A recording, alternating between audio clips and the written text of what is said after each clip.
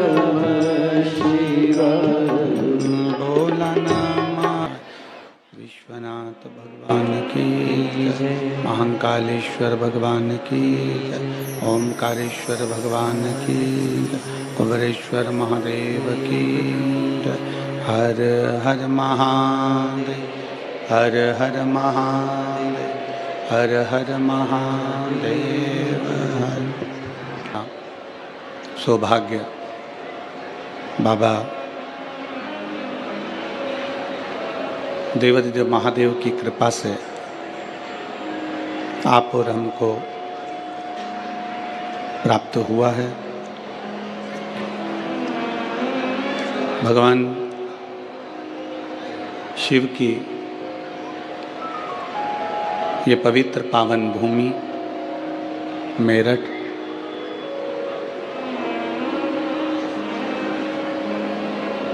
उत्तर प्रदेश का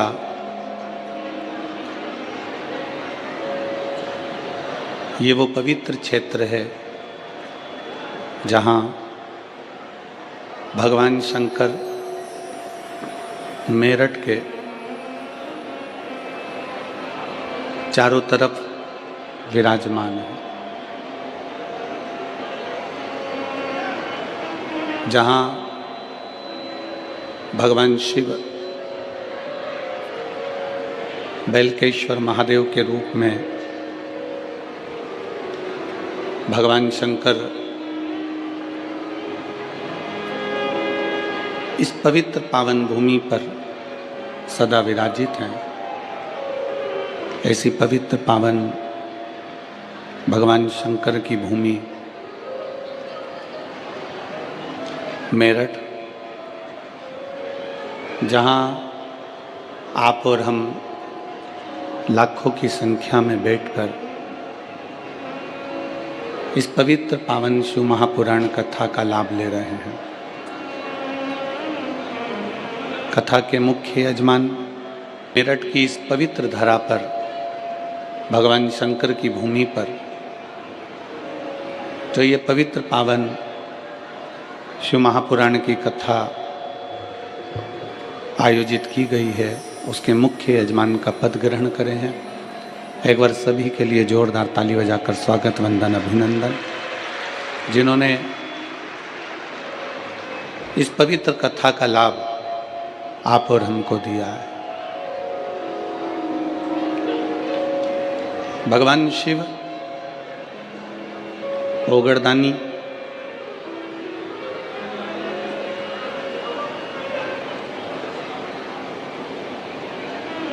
जिस मेरठ की भूमि पर आप और हम कथा को श्रवण कर रहे हैं, इसका वर्णन केवल द्वापर या कलयुग में नहीं, इस मेरठ की भूमि का वर्णन सतयुग, त्रेता युग, द्वापर और कलयुग में भी रहा है। ये वो पवित्र भूमि है।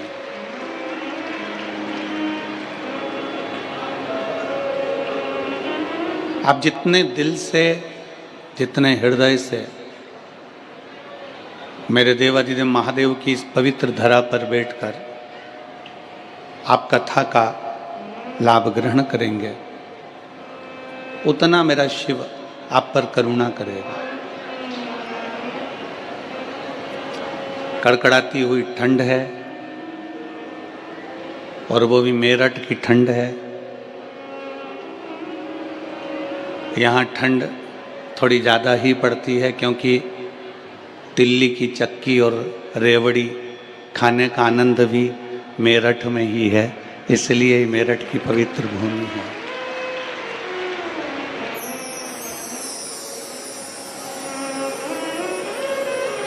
भगवान शंकर को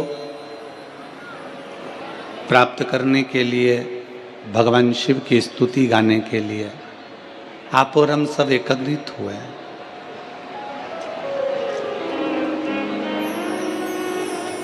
पूरे समय आप जितनी देर भगवान शंकर की कथा में बैठे, बहुत भीड़ है, बहुत भक्तों का सैलाब आया। जितने लोग पंडालों में बैठे हैं, उससे ज़्यादा पंडाल के बाहर हैं, और जितने पंडाल के बाहर हैं उतने रोड पर अभी चलकर आ रहे हैं। इतना भक्तों का सैलाब।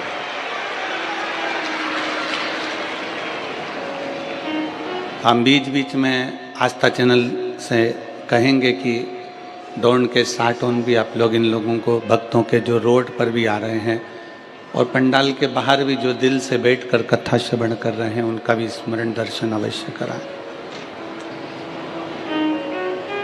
ये शिव भक्ति है।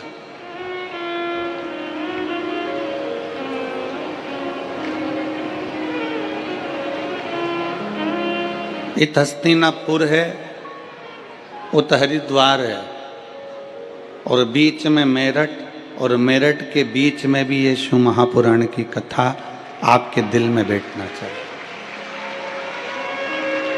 आपके हृदय में बैठना चाहिए।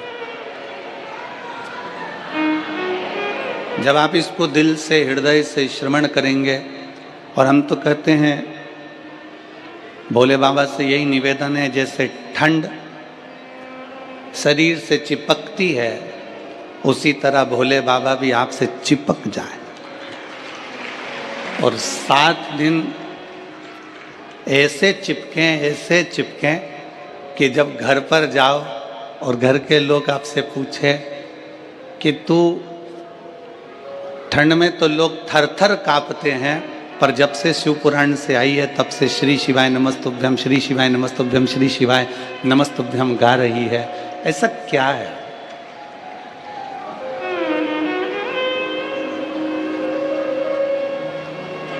हम और आप भगवान शंकर की अविरल भक्ति को प्राप्त करने के लिए बैठे।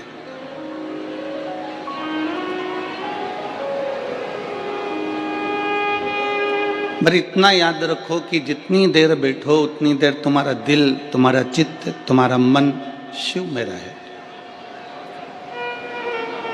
आप जितनी देर कथा को श्रवण करने के लिए बैठो उतनी देर तुम्हारा दिल भगवान शंकर में रमा रहे। शिव की स्तुति गाते रहो, शिव का नाम जप करते रहो।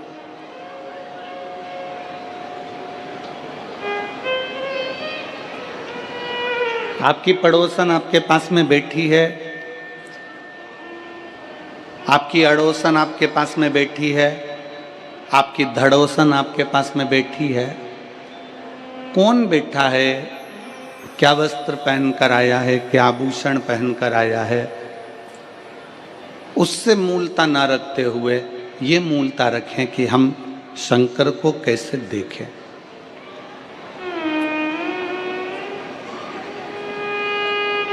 और मेरे भोले तेरा सहारा है,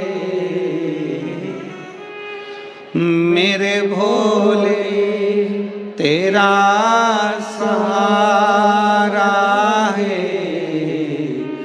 मेरी नैया का तू किनारा है, मेरी नैया का तू किनारा है। मेरे बाबा तुझे पुकारा है,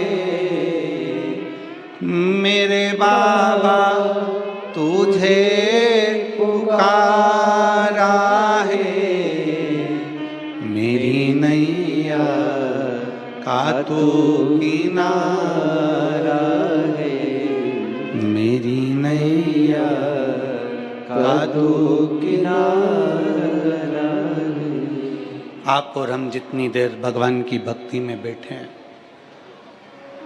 हर पल, हर घड़ी, हर क्षण, हर श्वास में उसको पुकारते रहे।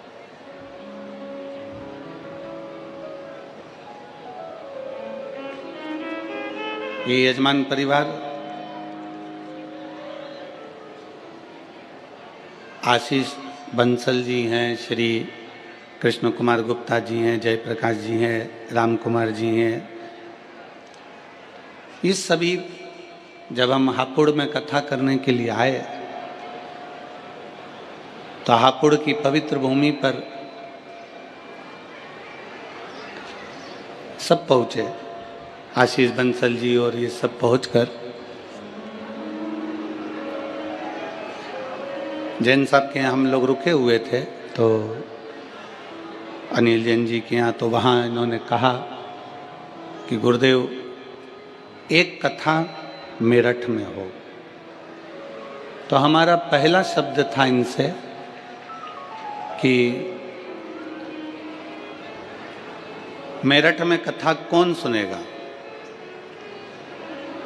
तो मैं श्री आशीष बंसल जी को इस चीज़ के लिए धन्यवाद दूंगा, अग्रवाल जी को इस चीज़ के लिए धन्यवाद दूंगा कि इनके मुख का शब्द था कि कथा मेरठ वाले सुने चाहे ना सुने, पर बेलकेश्वर महादेव जरूर सुनेंगे। बिल्वकेश्वर महादेव इस कथा को जरूर श्रवण करेंगे। ये कथा मेरठ की पवित्र भूमि पर सत्य मायने में तो आप तो अपनी जगह पर हो कि इस कथा को सुन रहे हो, पर मेरठ की पवित्र भूमि पर ओगढ़नाथ जी, बेलकेश्वर नाथ जी, ये सारे जितने शिव मंदिर हैं, शिवालय हैं, मेरठ की भूमि के जो पवित्र पवित्र देवालय शिवालय हैं, उस शिवालय में जो मेरा शंकर बैठा हुआ है, इस कथा को वही करवा रहा है, वही बाँच रहा है और वही सुन रहा है। कोई दूसरा नहीं करवाने वाला है इसको, ना कोई सुनेगा, सुनने वाला भी शिव ही है। शिव महापुराण में प्रसंग आता है कि भगवान शंकर की कथा जब तुमरुका जी बाँचने के लिए तैयार हुए, तब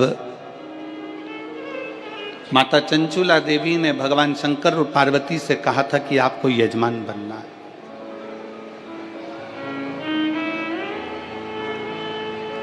और हमने पहले भी कथा में कहा, आज फिर कहते हैं, मेरठ की इस पवित्र धरा पर, वीरों की इस भूमि पर, किस कथा के पंडाल में कथा श्रवण करने के लिए जो लाखों की संख्या में आप लोग पहुंचे हैं, इस कथा के पंडाल में वही पहुंचता है शिव पुराण सुनने के लिए, जिसको मेरे भोले बाबा हाथ पकड़कर पार उतार सकते हैं, जिसको पार लगा दें।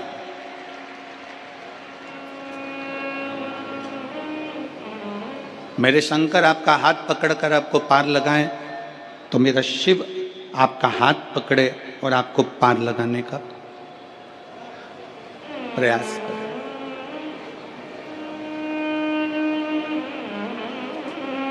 चौबीस 24,000 श्लोक हैं शिव महापुराण के अंतर्गत, 12 खंड हैं शिव महापुराण के। और सच्चा शिव भक्त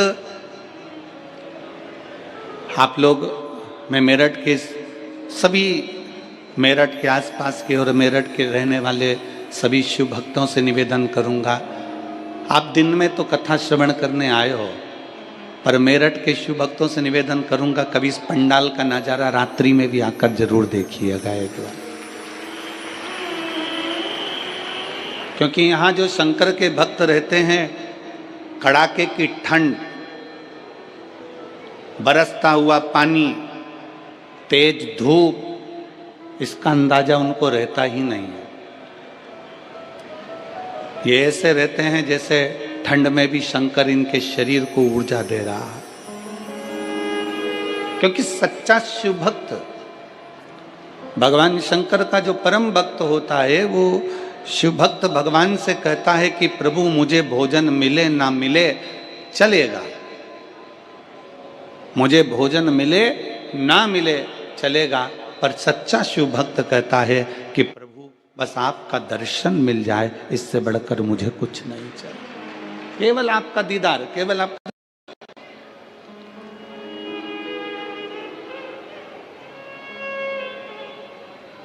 और एक बार यदि आपका दर्शन मिल गया, एक बार आप और हम कथा के पंडाल में जाकर बैठ गए, भगवान शंकर की कथा को श्रवण करने के लिए हम विराजमान हो गए, एक बार हम शंकर की भक्ति में पहुंच गए, शिव को प्राप्त करने के लिए अगर हम पहुंच गए, तो शंकर भगवान से क्या मांगो, शिव से क्या प्राप्त करो।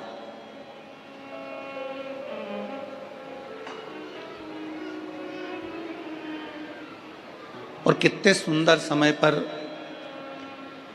शिव महापुराण की कथा प्रारंभ हुई है। आज 15 तारीख है, कल 16 तारीख को आद्रा का नक्षत्र रहेगा और ये वो नक्षत्र शिव महापुराण के अंतर्गत आता है जिस दिन ब्रह्मा और विष्णु के मध्य में एक अग्नि का खंभ प्रकट हुआ था। वो अग्नि के खंभ में एक ज्योति का दर्शन हुआ था। वही ज्योति 12 ज्योतिर्लिंग के रूप में विराजमान हुई थी। वो कल का दिन इस पूरे शिव महापुराण के अंतर्गत वर्णन आता है। अब इतने सुंदर दिवस में, इतने सुंदर अवसर में आप और हम भगवान शंकर की कथा को श्रवण करने के लिए बैठे हैं। कोई साधारण सा विषय नहीं है शिव महापुराण की कथा की। यहाँ से सुनी, यहाँ से निकाल दी, बची कुची थी कपड़ा में से झटकार दी, घर पहुँचे, घर वालों ने पूछा कथा में गई थी शिव पुराण की? हाँ। क्या लेकर आई है? तो कहा कोई पानी बांट रहा था तो पाउच ले आई, और कोई बिस्कुट बांट रहा था तो बिस्कुट ले आई, और कोई टॉफ़ी बांट रहा था तो टॉफ़ी ले आई। पर सच्चा शिव भक्त वो होता है जो कह दे कि मैं शिव महापुराण की कथा में गई थी और 7 दिन की शिव कथा सुनकर मैं शंकर को अपने साथ में बांध कर लेकर आई हूँ, और वो मेरा शिव मेरे हृदय में विराजमान है। मेरा शंकर अपने भीतर बैठा हुआ।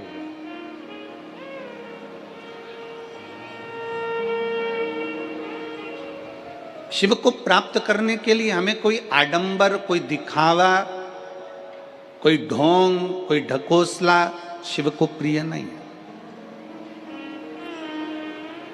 शंकर भगवान को किसी आडंबर की जरूरत नहीं है कि तुम बहुत बड़ा त्रिपुंड लगाओगे तो शंकर के भक्त कहलाओगे, बहुत सारी रुद्राक्ष की माला पहनोगे तो शिव के भक्त कहलाओगे, तुम बहुत बड़ी जटा बांध लोगे तो शंकर के भक्त कहलाओगे, तुम सावन महीने में शंकर को जल चढ़ाओगे तो शंकर के भक्त कहलाओगे, तुम शिवरात्रि के दिन दीप लगाओगे तो शंकर के भक्त कहलाओगे। शिव महापुराण की कथा कहती है शंकर को किसी आडंबर की जरूरत नहीं है, शंकर को किसी दिखावे की जरूरत नहीं है, क्योंकि दिखावा दुनिया वालों से करा जाता है। जो शमशान में बैठा हुआ है उसको क्या दिखाना चाहोगे? शिव तो आडंबर से परे,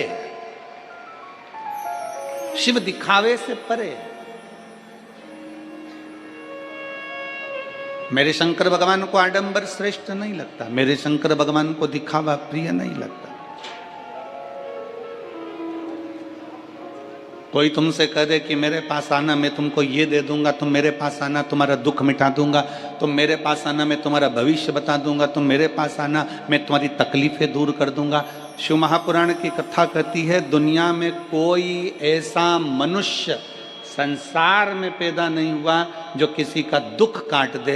दुख तो तुमको स्वयं काटना पड़ेगा अपने कर्म को भोगते हुए, और अपना कर्म की गति का प्रबलता धारण कर कर, अपनी मेहनत कर कर, अपना परिश्रम कर कर तुम्हें खुद आगे बढ़ना पड़ेगा।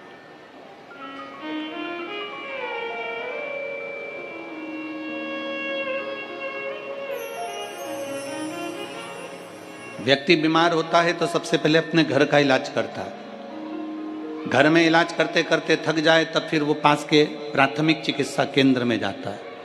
प्राथमिक चिकित्सा केंद्र में काम नहीं होता फिर वो बड़े अपने शहर के हॉस्पिटल में जाता है। अपने शहर के हॉस्पिटल के बाद फिर वो दिल्ली जाता है, फिर वो एम्स में जाता है, फिर वो कहीं जाता है, फिर वहाँ से इलाज कराता कराता मुंबई आदि तक पहुँच जाता है, फिर वहाँ से इलाज कराने के बाद और कहीं उसकी इच्छा होती है वहाँ पहुँच जाता है। क्यों? क्योंकि उसको मालूम है कि मैं डॉक्टर के पास जाऊंगा तो मेरा आधा दुख कट जाएगा, क्योंकि डॉक्टर भी शंकर का एक रूप होता है। भारत की भूमि के नहीं पूरे देश के जितने डॉक्टर हैं ये मेरे शिव का एक रूप है। ना जाने कितनों को इन्होंने अपने ओर से बल लगाकर, दम लगाकर जितना बन सकता है उतना प्राण देने का प्रयास करते हैं। कोई कैसा भी मरीज हो, डॉक्टर का कोई दुश्मन नहीं होता, डॉक्टर का कोई दुश्मन। जैसे डॉक्टर का कोई दुश्मन नहीं है, अगर दुश्मन भी आ जाता है तो भी डॉक्टर उसको ठीक करने की दवा देता है। अगर कोई डॉक्टर का द्रोही भी आ जाए तो भी डॉक्टर उसको ठीक होने की दवा प्रदान करता है। जैसे डॉक्टर का कोई दुश्मन नहीं होता क्योंकि डॉक्टर शंकर का एक रूप होता है, उसी तरह शंकर का कोई दुश्मन नहीं होता, शिव शिव होता है, शंकर शंकर।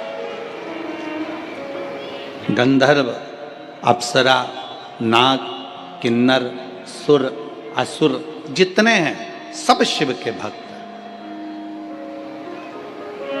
अप्सराएं भी भगवान शंकर का भजन करती हैं, गंधर्व भी भगवान शंकर का भजन करते हैं, देवता भी भगवान शंकर का भजन करते हैं, असुर भी भगवान शंकर का भजन करते हैं, नाग भी भगवान शंकर का भजन करते हैं, मनुष्य मानव सब भगवान शिव की आराधना में डूबे रहते हैं। इसलिए शिव महापुराण की कथा कहती है कि 100 काम छोड़ो, सबसे पहले भोजन करो। 1000 काम छोड़ो, सबसे पहले स्नान करो। 1,00,000 काम छोड़ो, सबसे पहले दान करो। भोजन भूखे को कराओ, प्यासे को पानी पिलाओ। और करोड़ों काम छोड़ दो, सबसे पहले अपने नगर में अगर शिव महापुराण की कथा हो रही हो तो वहां 5 मिनट जाकर बैठ जाओ। अपने क्षेत्र में, अपने नगर में, अपने मोहल्ले में, अपनी सोसाइटी में, अपने कॉलोनी में कहीं 100 kilometre, 50 kilometre, 150 kilometre, 200 kilometre, 300, 400 kilometre के दायरे में भी अगर शिव महापुराण की कथा भगवान शंकर की आशीर्वाद से, उनकी कृपा से अगर आपको श्रवण करने को मिल जाए तो वहाँ 10 मिनट, 15 मिनट, 5 मिनट, 3 मिनट जरूर। किसी ने पूछा, गुरुजी 3 घंटे की कथा में आप कह रहे हो कि 5 मिनट, 2 मिनट, 1 मिनट जाकर बैठ जाओ, उतनी कृपा भोलेनाथ जी कर देते हैं, इतना सा समय? हम कहते हैं शरीर में बड़े से बड़ा रोग होता है, करो भोजन भूखे को कराओ, प्यासे को पानी पिलाओ। और करोड़ों काम छोड़ दो, सबसे पहले अपने नगर में अगर शिव महापुराण की कथा हो रही हो तो वहां 5 मिनट जाकर बैठ जाओ। अपने क्षेत्र में, अपने नगर में, अपने मोहल्ले में, अपनी सोसाइटी में, अपने कॉलोनी में कहीं 100 kilometre, 50 kilometre, 150 kilometre, 200 kilometre, 300, 400 kilometre के दायरे में भी अगर शिव महापुराण की कथा भगवान शंकर की आशीर्वाद से, उनकी कृपा से अगर आपको श्रवण करने को मिल जाए तो वहाँ 10 मिनट, 15 मिनट, 5 मिनट, 3 मिनट जरूर। किसी ने पूछा, गुरुजी 3 घंटे की कथा में आप कह रहे हो कि 5 मिनट, 2 मिनट, 1 मिनट जाकर बैठ जाओ, उतनी कृपा भोलेनाथ जी कर देते हैं, इतना सा समय? हम कहते हैं शरीर में बड़े से बड़ा रोग होता है तो एक छोटी सी गोली खाने से पेट का दर्द ठीक हो जाता है, छोटी सी गोली खाने से सिर का दर्द ठीक हो जाता है, छोटी सी गोली खाने से घुटने का दर्द ठीक हो जाता है। तो 7 दिन की कथा में से अगर 1 मिनट की भी कथा मिल जाए तो बड़े से बड़ा दुख मेरा भोलेनाथ अपने आप काट देता है, अपने आप। और अकाल मृत्यु वो मरे जो काम करे चंडाल का, और काल उसका क्या बिगाड़े जो भक्त हो महाकाल का। जो शिव की आराधना करने वाला, शंकर की उपासना करने वाला, शिव भक्ति में डूबने वाला,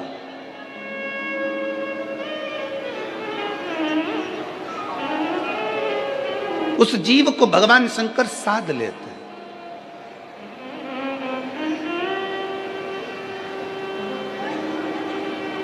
कई लोग कहते हैं, गुरुजी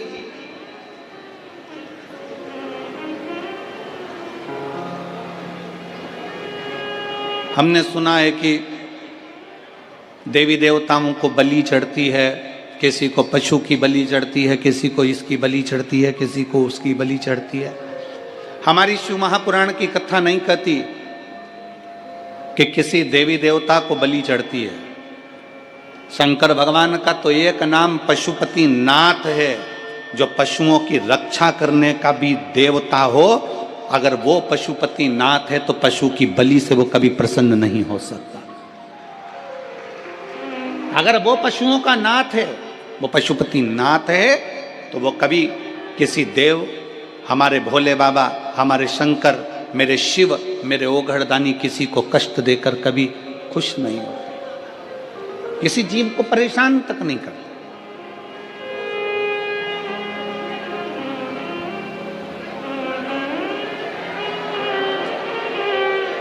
किसी को कष्ट नहीं देते मेरे शंकर।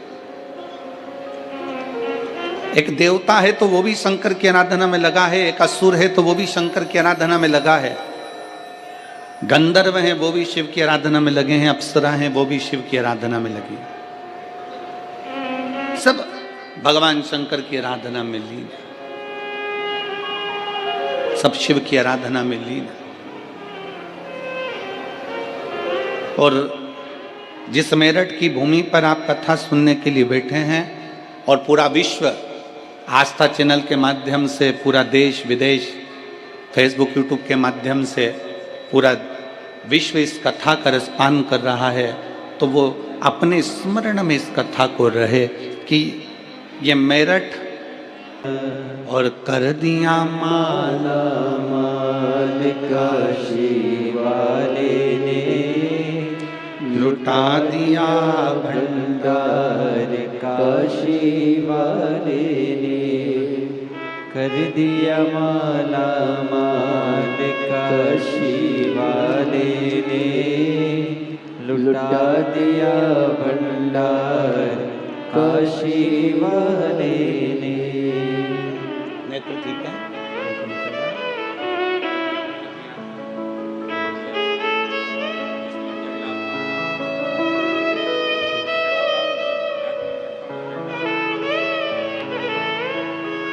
भैया जी कह रहे हैं एक तो आंख पत्थर की लगा दी है, दूसरी आंख ने काम करना बंद करा तो उसी पर शिव को चढ़ा हुआ जल नेत्रों में लगाना प्रारंभ कर लिया और आज बाबा की कृपा से पूर्ण स्वस्थ।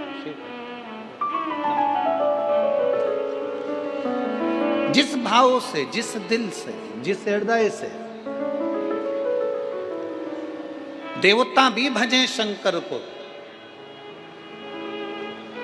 और फिर निवेदन है, अगर शरीर में रोग है तो सबसे पहले डॉक्टर के पास जाओ, डॉक्टर जो जांच बोले, जो चेकअप बोले वो सब करो, क्योंकि डॉक्टर शिव का एक रूप है। और उसके साथ में फिर शंकर की शरणागति पकड़ो, शिव का द्वार पकड़ो।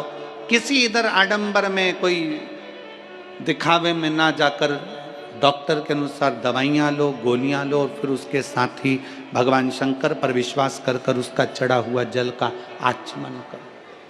विश्वास, क्योंकि एक क्षण ऐसा आता है कि डॉक्टर भी कह देते हैं कि हम पूरी मेहनत कर रहे हैं, अब उसके हाथ में है, अब उसके हाथ में है, तो वो कोई दूसरा नहीं, वो देवाधिदेव महादेव है। ब्रह्मा ब्रह्म लोक में रहते हैं, भगवान विष्णु बैकुंठ लोक में रहते हैं, पर इस मृत्यु लोक का कोई अधिपति है। इस मृत्यु लोक में अगर कोई निवास करने वाला है तो वो देवाधिदेव महादेव है। सारी समस्या का हल, थोड़ा आवाज दम के निकालो, सारी समस्या का हल बोल बम का नारा है। शिव शिव है, ओघड़ ओघड़ी है। विश्वास पूर्ण रखिए शंकर।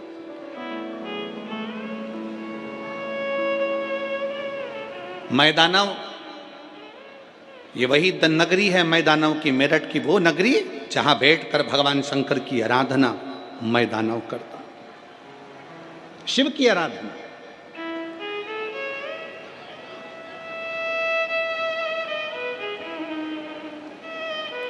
और ऐसी शिव की आराधना मैदानव ने करी कि देवता भी घबराने लगे कि कहीं ये शंकर भगवान से कुछ मांग ना ले। भगवान विष्णु की आराधना करे ना तो देवताओं को टेंशन नहीं रहता। ब्रह्मा जी की अगर कोई आराधना करे तो देवताओं को टेंशन नहीं रहता। माता लक्ष्मी की कोई आराधना करे, माँ सरस्वती की कोई आराधना करे, 33 कोटि देवी देवताओं की कोई आराधना करे तो देवताओं को टेंशन नहीं होता। पर अगर कोई शंकर की आराधना करता है तो देवताओं को सबसे बड़ा टेंशन होता है, क्योंकि शिव भोले हैं, तुरंत उनको कोई याद करता है और शंकर भगवान कुबेर का भंडार भर देते हैं। ऐसे मेरे ओगड़दानी शिव। सबसे ज्यादा चिंता, सबसे ज्यादा टेंशन शंकर भगवान की पूजन का सारे देवताओं को रहता है, हमेशा, हर पल, हर घड़ी।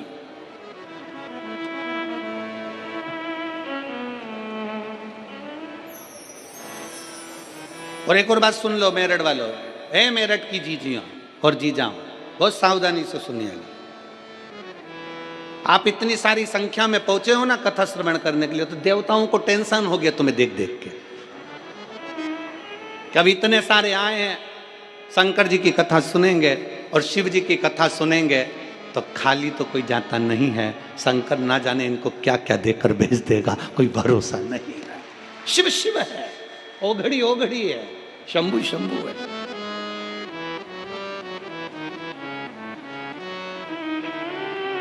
चिंता है उसको। सारे देवताओं को चिंता लग गई कि भगवान शंकर की आराधना कर रहे हैं, भगवान शिव की भक्ति कर रहे हैं, भगवान शंकर का स्मरण कर रहे हैं, शिव स्तुति में डूबे हुए हैं, शंकर की भक्ति में डूबे हुए। हो जाता है, टेंशन होता है लोगों को। कई लोगों को बड़ी टेंशन रहती, चिंता रहती। अभी अभी ये शिव महापुराण की कथा चल रही है ना, तो कई लोगों को इसका भी टेंशन होगा, क्या पता क्यों हो रही है, कौन करा रहा है, काय के लिए करा रहा है। कई बार बेचारे जजमान कथा कराते हैं तो उनको टेंशन हो जाती है, दूसरों को चिंता लग जाती है, कहीं आने वाले समय में चुनाव तो नहीं लड़ेगा, बड़ा भारी टेंशन। अरे भाई लड़ना ही होगा तो क्या कथा ही करवाएगा। बड़ा टेंशन लोगों के मन में आता है, बहुत भारी चिंता हो जाती है। क्यों कर रहे हैं, शंकर जी के मंदिर क्यों जा रहे हैं। अभी मेरी जीजियां, आप लोग शिव जी के मंदिर रोज लोटा भर के जल चढ़ाने जाओ, रोज प्रतिदिन। कितना भी तुम्हारी जिंदगी में दुख हो ना, तुम मुस्कुरा के शंकर जी के मंदिर में रोज जाओ एक लोटा जल चढ़ाने के लिए। पड़ोसी टेंशन में आ जाएगा, चिंता। मैंने तो सुना है इसके यहाँ कर्जा है, मैंने तो सुना है घाटे में चल रही है, मैंने तो सुना इसके यहाँ इतना दुकान में नुकसान हो गया, उसके बाद भी ये इतनी प्रसन्न होकर शंकर के मंदिर जाती है, जल चढ़ाती है। उसको कौन बताए कि सियोर वाला महाराज कहे, शिव महापुराण की कथा कहती है कि शंकर के मंदिर में जब भी जाना, अपने बाप से मिलने के लिए बेटी जब भी जाए, हमेशा मुस्कुरा कर जाना, तो बाप भी मुस्कुरा कर देता है, पिता भी मुस्कुरा कर देता है। अब लोगों का विचार रहता है कहीं और ध्यान जाता है कहीं, उसी में का हाल है। जैसे एक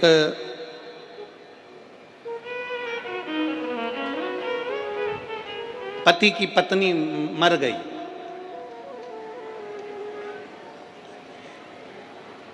और एक पति की पत्नी की जॉब लग गई दिल्ली में। एक की पत्नी मर गई और एक पति की पत्नी की जॉब लग गई दिल्ली में। जिसकी पत्नी मरी उसका नाम भी कमलेश था, और जिसकी पत्नी की जॉब लगी उसका नाम भी कमलेश था।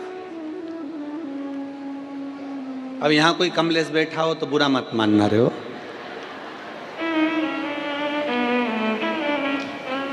अब पत्नी की जॉब लग गई, पत्नी दिल्ली पहुंच गई। दिल्ली पहुंच के उसने अपने पति को मोबाइल पे मैसेज करा, मैं आराम से पहुंच गई हूं, 8 दिन में तुमको भी यहां बुला लूंगी। वो मैसेज भेजा था अपने कमलेश को, और पहुंच गया जो अपनी पत्नी का अंतिम संस्कार करके आ रहा था उस कमलेश को। अब जो पत्नी का अंतिम संस्कार करके आ रहा था, एकदम उसके मोबाइल पर मैसेज गया और उसने मैसेज पढ़ा, मैं आराम से पहुंच गई हूं, 8 दिन में तुमको भी बुला लूंगी। चक्कर खा के जमीन पे गिर गया। घर के लोगों ने पानी का छींटा दिया, बेचारी को पत्नी का गम हो गया होगा, पत्नी मर गई इसलिए चक्कर आए होंगे। उससे पूछा क्यों चक्कर आए, उसने कहा जाते से मैसेज कर दिया। जाते से किसने? पत्नी ने। क्या मैसेज करा? मैं आराम से पहुंच गई हूं, 8 दिन में तुमको भी बुला लूंगी और मुझे भी लेकर जाएगी। इतने में घर के लोगों ने कहा, अरे वो पगला, वो मोबाइल लेके नहीं गई है, ये तो किसी दूसरे कमलेश का है। और तेरे पास आ गया।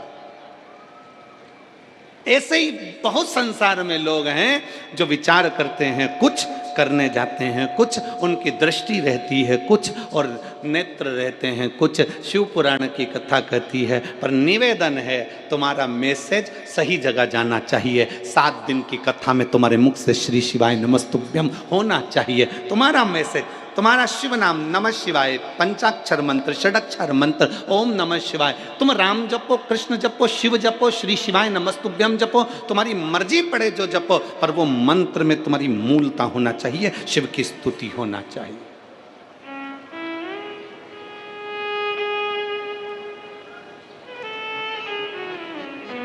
उसमें दिखावा नहीं होना चाहिए, उसमें आडंबर नहीं होना चाहिए।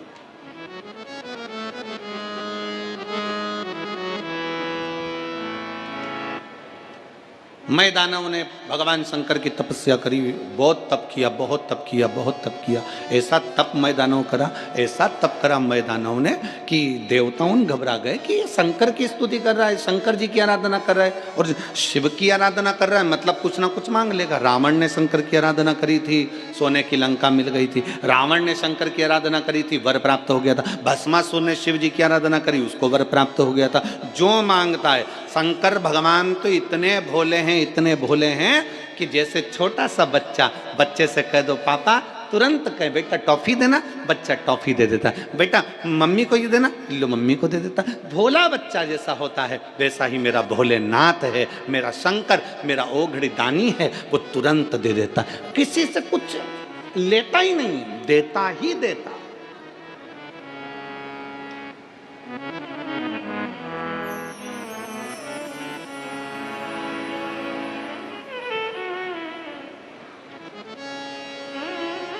पक्की मित्रता, पक्की दोस्ती का लक्षण क्या होता है? जरा जम के बोलिए, पक्की दोस्ती का लक्षण क्या है? पक्की मित्रता का लक्षण क्या है? तुम अपने दोस्त के यहाँ जाकर भोजन करो, यह पक्की दोस्ती है। तुम तुम्हारे दोस्त के यहाँ शादी में शामिल हो गए, यह पक्की दोस्ती है। पक्की दोस्ती का लक्षण क्या है? शिव महापुराण की कथा कहती है, पक्की दोस्ती का सबसे बड़ा लक्षण है कि जिसमें लेने का भाव नहीं होता। पक्की दोस्ती का लक्षण है यहाँ देने का भाव होता है, दिया जाता है, दिया जाता है। यहाँ लेने का भाव नहीं है, केवल देने का भाव।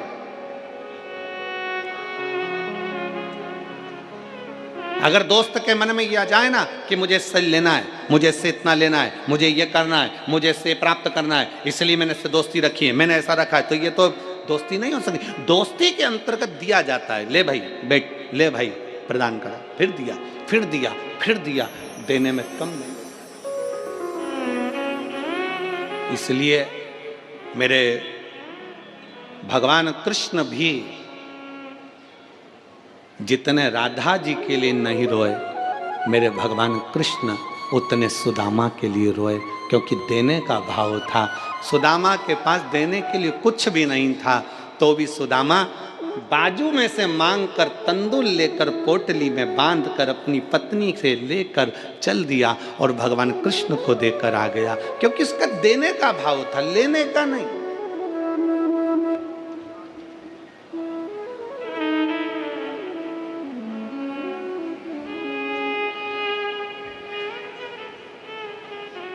इसलिए आप और हम एक बार गुनगुनाते हैं ना,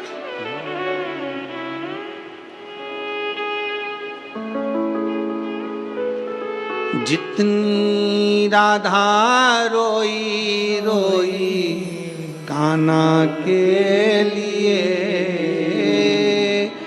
जितनी राधा रोई रोई कान्हा के लिए, कन्हैया उतना रोया रोया गे सुदामा के लिए, कन्हैया उतना रोया रोया गे सुदामा के लिए। जितनी राधा रोई रोई कान्हा के लिए, जितनी राधा रोई रोई कान्हा के लिए, कन्हैया उतना रोया रोया है सुदामा के लिए, कन्हैया उतना रोया रोया है सुदामा